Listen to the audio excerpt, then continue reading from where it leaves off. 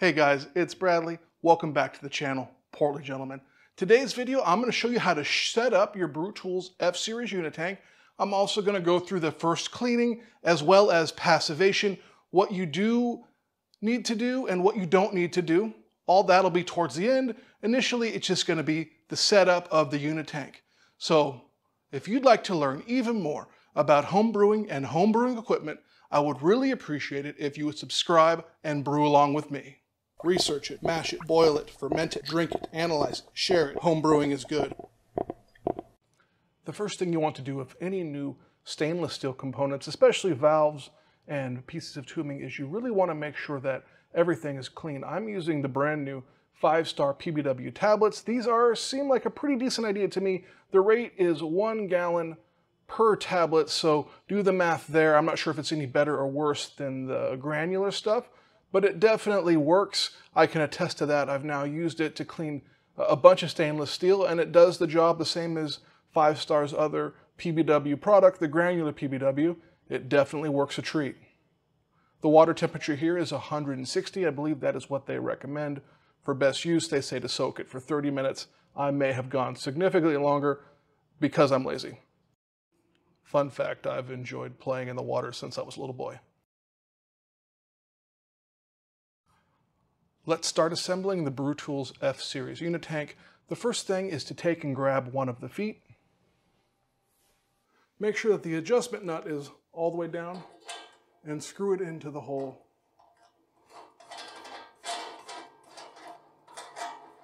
Repeat that for all 4 legs.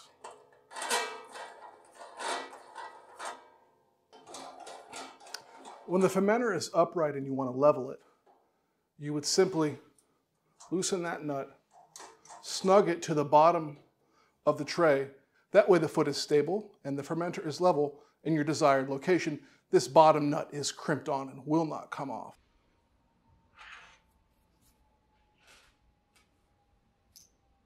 Next, you've got a few options.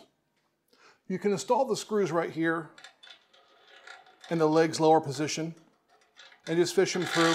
I don't recommend a wrench, just hand tight should do. If you want to take advantage of the adjustable legs, you'll set the fermenter upside down on a soft base. I recommend using the foam that comes in the box for shipping. It's really quite stable and holds it good. And you'll gently pop these up. I really recommend maybe doing this lower, but for filming, I'm doing it at an awkward height. I've pulled this all the way off just so you can get an idea and see the scope of the adjustment on these legs. It's really cool that this is standard. I won't be using the full scope of adjustment for my fermentation location, so I'm going to put it back at its lowest setting the way it comes. Just take your Allen bolts and nuts and get them through the holes. I recommend just getting them hand tight. No need to over tight, potentially crimp anything. Next, I'm going to install the blow-off cane bracket. It actually can be mounted on any of the legs as there's plenty of mounting locations. This will also add some future capability to mount other items. It's attached with, I believe, a 4mm Allen wrench fits that Allen screw. Just tighten it in. It's actually a tri-clamp if you notice. It's really awesome.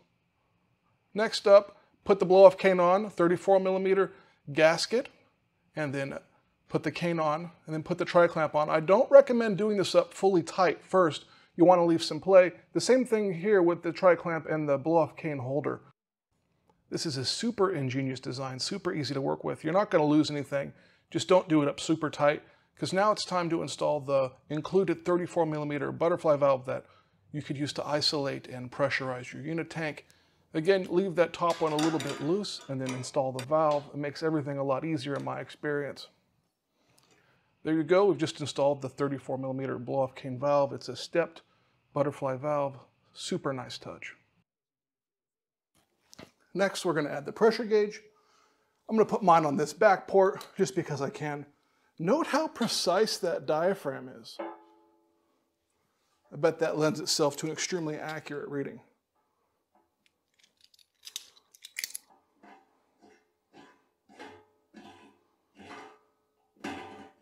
I'm going to install the PRV on the back 34mm port.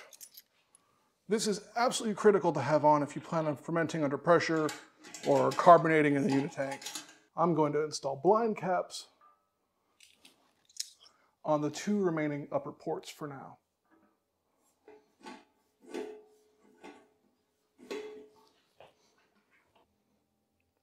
Install the gasket. It's got a seal. It's not a standard gasket.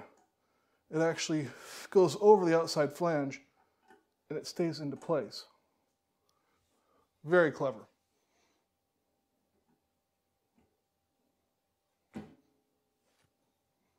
that's it. A hassle-free seal. Install the 8-inch tri-clamp. And this is when you now may want to tighten it with the included T-handle tightening tool. That's too cool. There's also a top cap that's 4 inches. If you're not going to be doing any sort of dry hopping, you definitely want to have this cap on. Next, we'll put a capping gasket on the 2-inch heater or auxiliary port.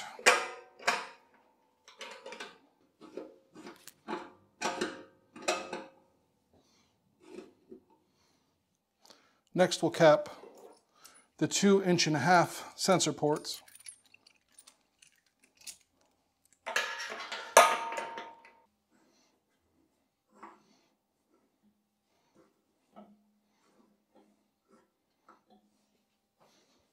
On that center port, I installed my sample tap.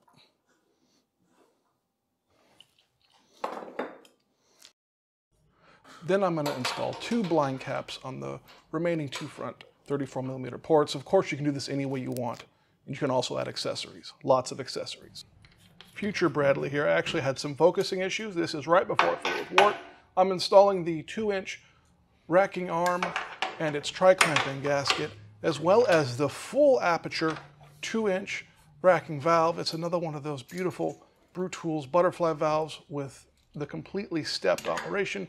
It also has a super cool, that black seal is actually EDM seal, better than regular silicone, but we'll get into that towards the end of the video. It takes me a minute to get everything squared away in here as my hands are pretty large, but really super simple operation.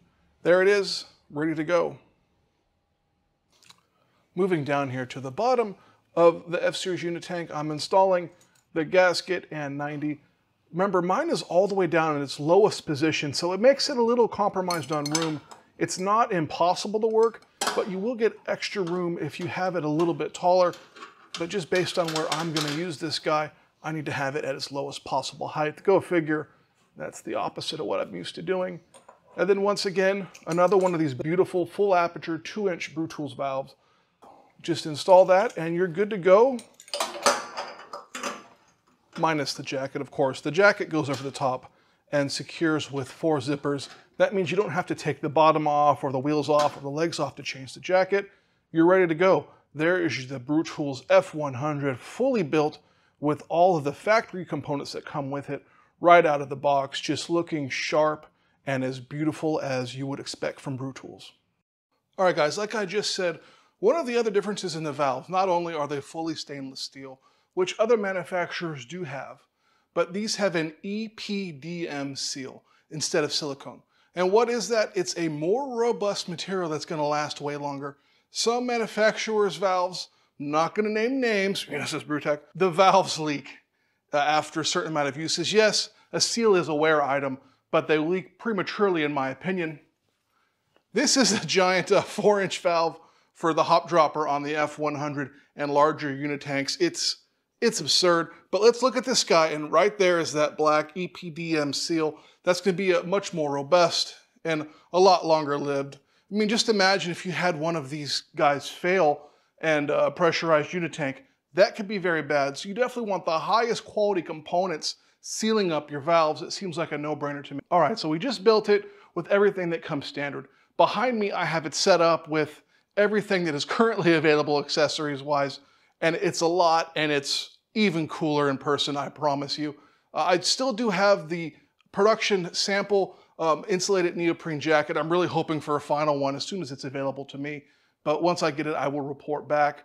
I am going to brew with it in this configuration. It's just about to be filled up, actually, eminently, so that's awesome. All right, so let's get into cleaning. What should you do cleaning-wise with the tank itself? You've watched me clean the valves and fittings and stuff. That's super important. But what about the vessel itself? Because of the finish, the fact that it is slipperier than polished stainless steel, there's actually very little cleaning. It's really awesome compared to other Unitanks I've had to clean that took 3 or 4 hours to get all the gunk out of. This one literally just wipe the inside with a microfiber and you should be good to go. Mine, I actually wiped it down and I didn't have anything come off. Put a white cloth in there, nothing came off. So what you want to do is honestly just CIP it, run some sanitizer through it, some Star San, let that sit in there for a minute, or CIP with another non-foaming sanitizer is what I recommend, another 5-star product, and you're going to be good to go. There is no need to passivate the fermenter body itself. It is completely unnecessary, and that's a big deal. That means that the finish on this is going to maintain its slipperiness for the life of the Unitank.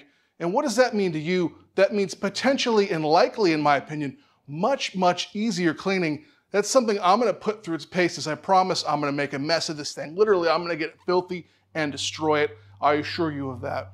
All right, guys, there's lots more content on the way. Lots more Unitank content coming out very, very soon, as quickly as I can get around to it. You notice I've kind of changed up the set here. I got a little bit more going on. I have some more space for video work. I have been working on this past month. Did it all myself, and it's been worth it, but it's been a lot of extra work. So remember, this has been Bradley. Home brewing is good, and I'll see you real, real soon.